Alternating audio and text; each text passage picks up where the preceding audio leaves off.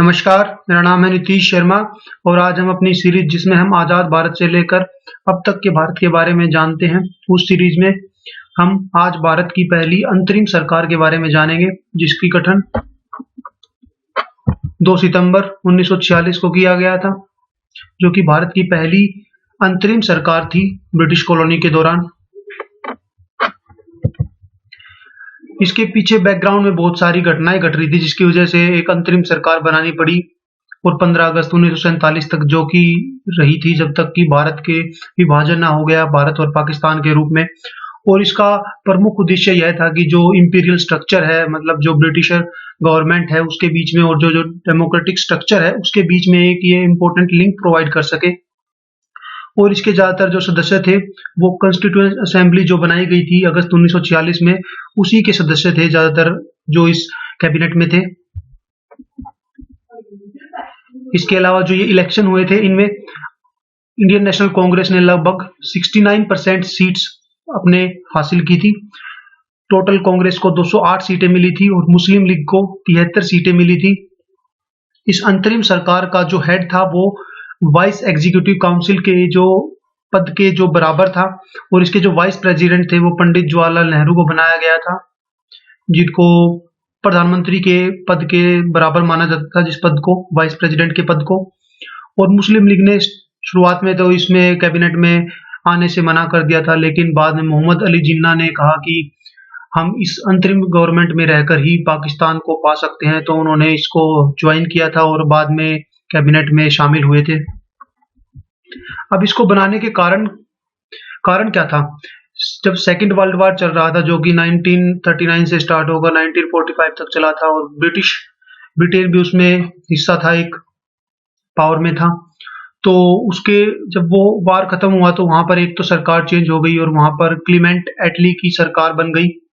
इसके अलावा second world war के बाद जितने भी पॉलिटिकल प्रिजनर थे जिनको जेल में बंद कर दिया गया था क्विट इंडिया मूवमेंट के दौरान, जिसकी शुरुआत 9 अगस्त 1942 को हुई थी, उसके कारण जितने भी पॉलिटिकल प्रिजनर थे, मतलब जवाहरलाल नेहरू, महात्मा गांधी, जितने भी हमारे फ्रीडम फाइटर्स थे, सभी को जेल में डाल दिया था। उनको छोड़ना पड़ा वर्ल्ड वॉर 2 के बाद, और उसके बाद एक डेमोक्रेटिक गवर्नमेंट बनाने की प्रक्रिया शुरू की गई भारत में। इसके लिए 1946 में एक कैबिनेट मिशन भी पास किया गया था। इसके सदस्य कौन कौन थे ये अवश्य बताइएगा कमेंट बॉक्स सेक्शन में।